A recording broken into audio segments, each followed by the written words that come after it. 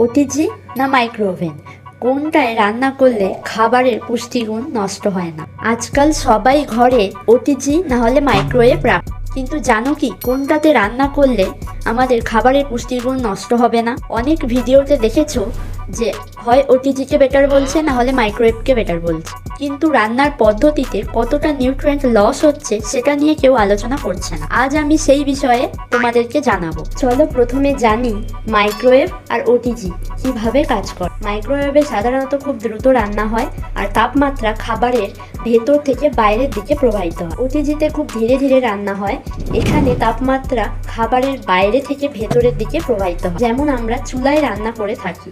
মাইক্রোওয়েভে খুব দ্রুত রান্না হয়, তাই কম সময় এবং কম তাপমাত্রায় যদি করা যায় তাহলে নিউট্রিয়েন্ট লস কম হয়। মাইক্রোওয়েভ সাধারণত স্টিমিং এবং রিহিটিং এর জন্যই কার্যকর। তবে একটা কথা মনে রাখবে, যদি হাই ফ্যাট এবং হাই সুগার জাতীয় খাবার বারবার গরম করা হয় তখন অ্যাডভান্সড গ্লাইকেশন এন্ড প্রোডাক্ট তৈরি হয়, যেটা আমাদের শরীরের জন্য ক্ষতিকর। ওটিজিতে ধীরে ধীরে তাপ দেওয়ার কারণে খাবারের টেক্সচার এবং ফ্লেভার অনেক ভালো হয়। গ্রিলিং এবং বেকিং পদ্ধতিতে রান্না করলে নিউট্রিয়েন্ট লস কম হয়। কিছু কিছু হিট সেন্সিটিভ ভিটামিন যেমন সি এবং বি1 অনেক সময় ধরে তাপমাত্রায় থাকলে নষ্ট হয়ে যেতে পারে। মাইক্রোওয়েভ আর ওটিজি দুটোই ভালো যদি ঠিকভাবে ব্যবহার করা যায়, তাহলে সময় আর রান্না করার পদ্ধতি ঠিক করাটাই আসল।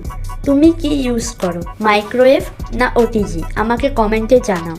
আর এই ভিডিওটা ভালো লাগলে লাইক করো আর চ্যানেলটিকে সাবস্ক্রাইব করো।